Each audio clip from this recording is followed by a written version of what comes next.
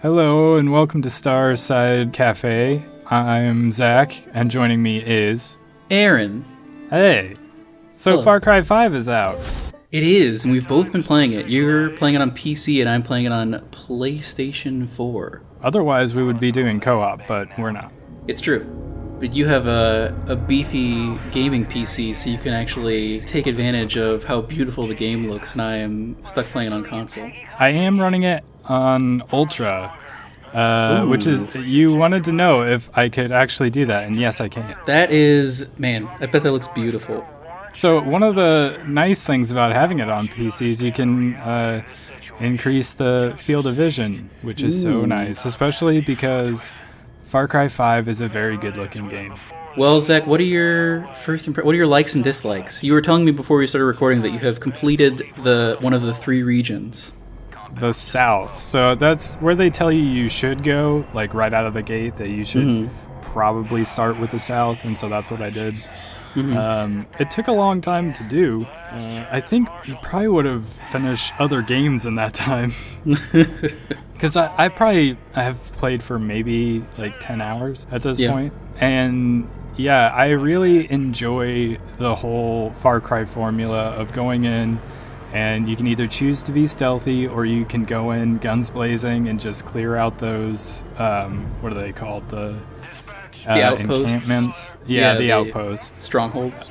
Yeah, and you can get all kinds of different followers to go with you. This time you can have 2 of them. I think in the last game you could probably only have 1. I don't even remember followers in Far Cry 4. You might be right. Maybe I'm completely off. I don't remember Far Cry 4 that well. Even though you played it for like 60 hours? Something like that. The one thing I do remember about Far Cry 4 was the villain, though.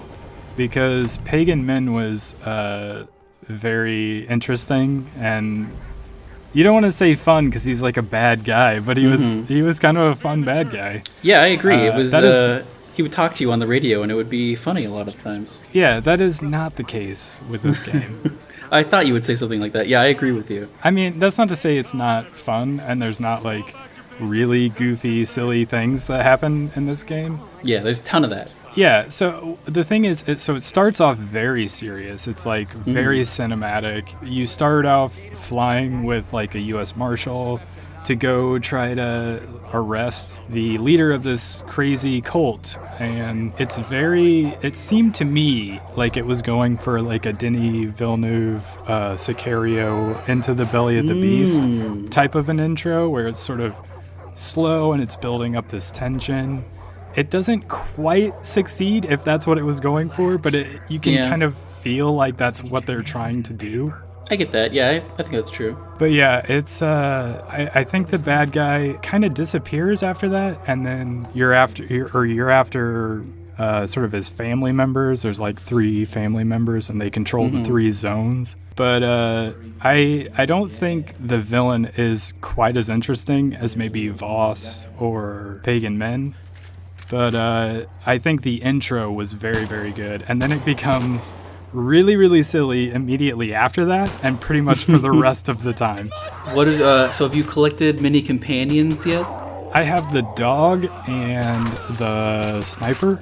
I think her name is Grace. Yeah, that's true. Because the name of the mission you get her is Grace Under Fire. Yeah, and then I have Nick, the guy that flies the plane. Yep, I just got that guy as I've been playing. Well, he's really cool. So if you want to stealth, don't take him with you. He will blow it for you every time. But he's very cool because he can like essentially drop an airstrike. And he misses a lot, so that's fun. But he's a pretty powerful guy to have with you. Plus, he will help take out those planes. So one of the things that kind of got on my nerves a little bit was they'll just have random AI bad guys in planes flying overhead. And they'll just spot you and be like, I got him, I'm going to do a strafe run. And then they'll like take you out and you're like, well, there was nothing I could do about that. I don't have a gun to deal with a plane. So if you have Nick, he can help you out with that. So that's really good. So you talked about, and this is something I want to bring up, the classic Far Cry formula which this game changes a lot of those things, some for the better and some for the worse. For instance, like in previous games, perks were sort of given out after you gained levels, and now perks are they're all given out by creating challenge or doing challenges. So like kill 10 people with a shotgun, kill 10 people with a flamethrower, skin 10 bears. But what that does is it sort of it gives you incentive to play in different ways. So like I would never have used a flamethrower, or like I was not going to use that Nick guy even because I was like, oh, I want to do stealth stuff. But if Nick kills like so many people, you get 3 perk points. And there are other ways in the world, like there's those prepper stashes, which we can talk about. But anyway, I like that it makes you vary up your gameplay in order to unlock stuff. What do you think about that?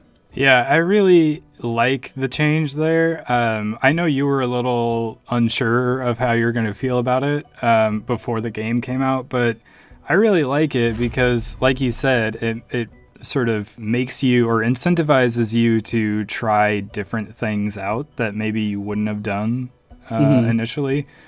But also it cuts down on sort of the tedium of going around and hunting specific animals in order to get like a bigger quiver or something like that. Well, so that's something I don't like. I mean, I'm pro this like challenges thing, but a thing that I liked about old Far Cry games is like I could completely ignore the story and run around and just like make my guy crazy cool by doing all the hunting missions and unlocking like all the quivers and holsters and things like that and leveling up before I started tackling story missions. And you can do that in this too, but I have a hard time, like in previous games you would climb a radio tower and it would unlock part of the map and you would see everything in that part of the map that you could do. Whereas in this, you're sort of just wandering around. So like a thing that I love doing is stealthing and taking down outposts. But I have been having a hard time like finding outposts to take down because they're not marked at all on the map. You just have to come upon them. Yeah, it's a little more less Ubisoft open world. Like what you're talking about was a very Ubisoft thing. Like climb the tower and now you have everything on your map and you can go check everything off the list, one by one. I love that. I love having a set path. Like I loved climbing a tower, seeing all of the outposts and just one by one taking them out. But now it's there's a roadblock to that, which is not necessarily a bad thing, but it does change the way that I play. It's just different, I guess. Like in GTA, like there's never that moment where you climb a thing and then you have everything highlighted on your map. And they don't even have, I don't even think they have like the quest log where it's like, oh, I talked to this guy, they need help with something, I'm gonna, leave that in my journal for a little while because I want to go do this other thing, and then I'll just like come back to it later. It's more like if you happen across somebody who needs you to do something, you just are in that mission as soon as you talk to them. So, and this... it does have that journal where you just have this list of things that you've accumulated to do. But yeah, it is more, I think maybe it's good because it encourages you to explore a little bit more. Yeah. Like I found out that I had a helicopter that had some pretty cool guns on it. So I spent some time the other night just flying around in that and realized that that's a real easy way to check off like a handful of those side quests that ask you to go take out specific things. Interesting. So yeah, that was good. But it does kind of break the game a little bit as well. Like there was a mission where you're supposed to kill this like, I guess, drug-addled moose. And so they were like, be careful because since he's on drugs, he's very powerful. So I flew my helicopter over there and I shot it and killed it. But the game didn't like that I did that because you're clearly supposed to get out and go to where he lives.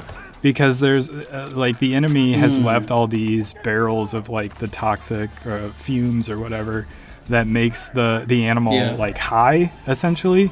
And so you're supposed to get a little bit affected by it and kind of trip out a little bit while you're doing this thing. And because I flew in there with a helicopter, that didn't happen to me. So I had to actually leave the area and then go back again, and I was able to complete it after that. That happened. I had a little glitch as well where I came upon this place that I liberated, and then some woman walked up to me and she was like, "They're gonna come get this place. We gotta protect it." I was like, "Okay, that's fine." And then it just said like, "Prepare your defenses," and I just like stood around because I was like, "What am I? I'm not placing like traps or anything. There's no trap system in this game." And then just like nothing happened, and eventually I was like, "This is not. Nothing's happening." I waited for like 10 minutes. 0 things happened. I couldn't place any kind of defenses. I walked all around, and eventually I was just like, I can't deal with this, and I abandoned the mission. But I assume if I come back, like it'll kick in, and maybe there will be like a timer or something. I don't know. But that's the only like big glitch I've run Yeah, that's into. weird. There was another one with the chopper where I like was flying over to an area where you're supposed to take out this like heavily armored semi truck, and they're like it's like this Mad Max style like tank thing that's like made. They turned a semi into this like ramming thing. So I hovered low near the people at the intersection, and they were like, "All right, here it comes. Everybody get ready. How are we gonna stop this thing? Like, we're gonna die. There's no stopping it. It's unstoppable." I just like flew a few feet ahead, shot for like 2 seconds, and it blew up, and I was like, "Well, that's it." So there's some weird moments like that where you can do unexpected things the developers didn't expect, and you can kind of almost break the game, and sometimes it'll let you get away with it, and other times it won't. So something we should talk about is, speaking of like developer planned things, is the prepper stashes, which I think is a very interesting, cool addition to this Far Cry game. Yeah, I like finding them and getting like more, because obviously you get gear, you get those like perk magazines or whatever, and money. Yeah, every time you find a prepper stash, once you complete the puzzle, you get like 3 or 4 perk like points, which you can use to upgrade your character, but you also get like a ton of money, and also sometimes maybe a good weapon. I just find them a little confusing conceptually, maybe, because the idea behind them is that a prepper, who's a person who we would normally in the real world think of as kind of a crazy person who suspects either there's going to be like an alien invasion or some sort of crazy apocalypse, and they're going to be the only one who thought ahead, and they're John Goodman in 10 Cloverfield Lane. They've created a bunker underground that's full of canned food items and weapons, and they're like ready to survive the apocalypse, while all those people up on the surface didn't think ahead enough to do this themselves. But when you get like a key to these and you just walk down there, there's nobody in there. So all these preppers have abandoned their stash. But I mean, evidently they were right also, I guess. Well, so each of them is a cool little like puzzle. Like it'll be like you'll find a note that says like, "Hey, we hid a bunch of stuff behind this waterfall, but we have to make the dam come up so that the waterfall stops, and then you can rappel down." Or like, "Hey, I have this underground bomb shelter, but it's full of water. I gotta get electricity back to this pump so it can pump out all the water." So it's these like very light puzzle solving thing. It's almost Breath of the Wild like, in that you'll come upon like a Korok thing, and you need to like figure out how to solve it, but it's much more rewarding. That brings up something else where like this game is like very pro hillbillies, which I'm not super into. It's definitely pro, like, you know, we need to have our guns and have a militia, and you know, also we're hillbillies. And we love country music. Like, I really enjoy... I think we were texting about it, and I told you that I really enjoy liberating the outposts. But then, after every time you do that, there is a cutscene of, like, a bunch of rednecks in, like, wife beaters and, like... hunting gear or something like Confederate flag. Yeah, hunting gear. And, like, there's, like, a country music riff that's playing, and they're walking around eating apples and drinking whiskey, and I'm just like... I didn't do this for you. Like, this is not for you. This is for good people. Aren't you the people I just got rid of? Yeah, it's very... Like, I think that's where a lot of the reviews have sort of concentrated. Like, the scores, I think, mostly have been pretty good. Some of them have been, like... I think Polygon gave it, like, a 6.5, and some of them... That's the lowest one I've seen. Yeah, that's the lowest I've seen as well. I think most everybody else is higher, but their one thing about the game is just how sort of confused, maybe tonally and morally and thematically it is. Yes. Because on the one hand, you have these like crazy religious cult people that they love their guns and they're also hillbillies. And on the other hand, you have these not religious people who love their guns and also they're hillbillies.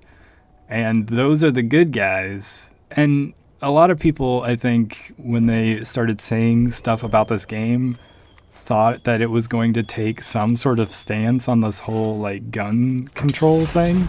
Not even that, but yeah, that, but also like just the political climate in America in general. Like, yeah, this game ostensibly takes place in like Trump country. Yeah, that's a big thing that people are talking about with this game. And obviously the game was in development well before the current state of America evolved to where it is.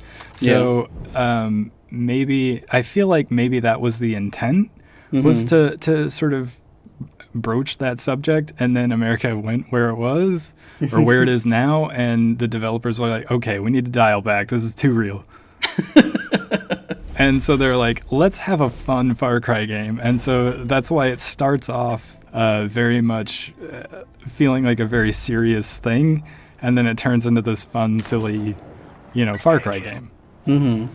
And I think that's going to be enough for most people. Yeah, I mean, it's definitely enough for me. I mean, I do not like some of the story elements, but it's definitely that Far Cry formula of, like, very excellent, like, visceral gunplay and, like, crazy nonsense happening, like, every 5 minutes. Yeah, that's one of the things I like about it so far, is that you don't even have to be looking for, like, a specific mission, but you're just, like, are driving from one place to another, and just, like, you'll get sidetracked by, like, 10 things. Like, there's a thing that you're supposed to destroy, or there's somebody who needs your help, or there's, like, some other thing that's going on. And so often when I am trying to go to a quest, I get sidetracked for, like, 20 minutes just doing a lot of little random other things that are unrelated.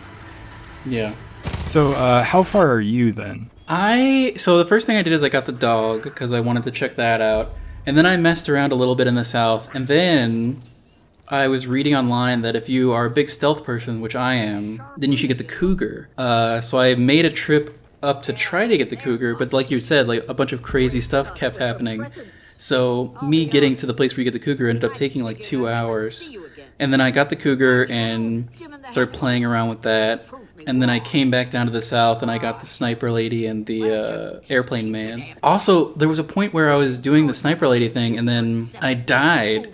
And then I woke up and it was a whole, like, story mission that I had just been thrust into where I was being baptized. Did that happen to you? Yeah, I think when you died, were they, like, coming after you and they're like, shoot them with the, like, bliss bullets or whatever? Oh, maybe. I don't know. There was a lot of explosions to happen. Yeah. Those are, like, story things that you can't avoid. At first I was like, was I supposed to be able to survive that? And then it turned into this, like, story mission. Right. And then eventually later, like, as there's a meter, I guess, as you're liberating the area. And then once you liberate it enough, then you'll, like, trigger, I guess, the boss battle, like, final quest for that area. But there's, like, I guess 2 sort of checkpoints where you'll sort of trigger this other event that happens where the boss for that region is mad enough at you that he sends his people after you, and they use these, like, special bullets that sort of knock you out and then they can kidnap you. Yeah, it happened to me again when I was running around, because the cougar thing is in the girls zone. And the girl zone is crazy because she is all about that magic drug that makes you trip out. So, like, all around that area, just insane, trippy stuff is happening. And I was just like zombies? Yeah, some of them are just like literal zombies. But, like, I was doing just some random thing, and then all of a sudden I got knocked out, and I had to do this like mission for her, and I was like, oh man. And I had not even, I think I had maybe reached the first checkpoint because I had done a couple outposts, but yeah, it's an interesting thing, and it surprised me the first couple of times. And I was like, man, I wonder what's causing this. But you're probably right that you get to a certain point and it triggers it. Yeah, as you go around completing things like clearing the outposts and just other random events, those things will just trigger automatically. Although it's a little strange to me that all the bosses are going to kidnap you like twice and you're going to be able to get out of it both times. Yeah. That seems like maybe they went back to that a little too much and they should have done something else. But there is plenty of variety in gameplay, so I shouldn't be too upset about it. Very true. You have also checked out the arcade, which I have not done. And I don't know if we should maybe do a separate video on how crazy the arcade is, but you said you uploaded a video yesterday of, I guess it'll be 2 days from when this is being posted, but of you checking out just like a regular deathmatch mode. Yeah, so, and we can talk about this more, like on the podcast or in another video. But, yeah, Far Cry Arcade is I think it's a great idea because even without the developers necessarily continually adding new stuff to it, there's sort of an infinite number of sort of new things to check out because it's community-made stuff. I kind of wish that they had taken a little bit more of a hands-on approach so that there was sort of some ready-made, developer-designed stuff in there, and maybe even like its own progression system. Because right now, as you progress, you get you earn ranks, and as you earn ranks, you get money and perk points for the single player, and eventually you're not going to need those. There's going to come a time where you're not going to need those anymore. Yeah. So I don't know if people will want to come back to Far Cry Arcade to earn those. But they have outlined a lot of DLC, so maybe that'll feed into that as well. So I'm sure, yeah. I'm sure they'll add like crazy assets and stuff. Yeah, but so there's a lot of... I haven't done a lot of the, I guess, solo or co-op arcade stuff. I need to check that out more. I wouldn't mind maybe playing around with that and then doing another video on it. Yeah, totally. I did play one of the multiplayer rounds, and it was kind of fun. Felt very sort of Call of Duty-esque. Oh, really? Yeah. Is there some sort of like voting system where if a user-created experience is good, you can be like, this is good? So like the best will rise to the top? You can, at the end of a round, it gives you the option to like or dislike the map you just played. Yeah. So there is like a voting period before, so that you can kind of say whether you want to play that map or a different map before you start. But in my experience, disliking a map doesn't mean you're not going to play it like a couple rounds after that. So yeah, I'm not quite sure how that system works just yet. Maybe it's just too new. So the cream of the crop has not quite risen to the top. But even then, I feel like you worry about necessarily playing the same stuff over and over again because most people just voted for it. Yeah. But interestingly, already people have already made versions of Call of Duty maps and PUBG and I think Counter-Strike maps as well. So people are already doing some really interesting things in it. The editor looks fairly complicated to me, and I feel like it would be a real pain to try to make something on like a controller. Yeah, I was gonna say it'd probably be easier on PC. Yeah, I would imagine you would most likely want to make that stuff on a PC, but I don't know. I also feel like it would be time consuming. You gotta bleed for your art. Yeah, maybe we should make something. Maybe that would be crazy. We need to like really map something out and like remake something cool in it. I would be into that. We'll have to think about that and then come back. But so did you go east then? I guess. I am focusing on the south, and I'm going a little bit east, and I think I'm going to stay in the south until I complete it, because I'm very close to doing the entire, 4 bars of resistance. So I think I am going to complete that, because I wanted, there's, some stuff that unlocks once you beat a section. Oh, this is something I was going to ask you about. So I was running around, and this is maybe a spoiler, but these two guys were just like walking by talking to me, and one of them was like, "Oh man, I hope I never have to go up against a judge." And then like there's also a gun that unlocks once you kill a judge. What is a judge? Have you run into that? I have not, and I've definitely not heard this chatter from the NPCs. They say a lot of things, I don't know if it's an but I have not heard animal or if it's like some sort of enforcer, but I'm really interested to know what a judge is. I don't know. I wonder because there is like a special outfit that you can unlock that looks kind of Far Cry Blood Dragon-y, that you get supposedly from helping somebody named Guy at the Grimalkin mine or something like that. But I don't know where that is, and I don't know if that has anything to do with what you're talking about. Oh, did you find that glowing cow? Glowing cow? No. There's a crop circle in the south, and in like the center of it. I did. That is tied to something else. There are more of those glowing orbs. The cow itself is not glowing, it's on a glowing orb, like an alien orb. How do you move the cow? You don't need to. But there's a guy, I forget his name. If you go talk to him, he has some missions for you to do. And he's like a guy who is sort of an alien conspiracy theorist, I think. Or something like that. And you get something special that I won't spoil if you complete his quest line. It's only a couple of quests long. Maybe I'll show off what you get later, but it's pretty cool, and you're going to want it. Maybe I'll do that tonight. You should definitely do that tonight. Maybe I'll do it right now. You should definitely do it right now. We should do another one of these videos once we've played a little more. Like maybe once we have completed the main story and come back and do like a full review of it. Yeah, full spoiler, full review would be pretty fun. All right, cool. But until then, let's get back to playing Far Cry 5. Let's do it. Okay, bye. Goodbye.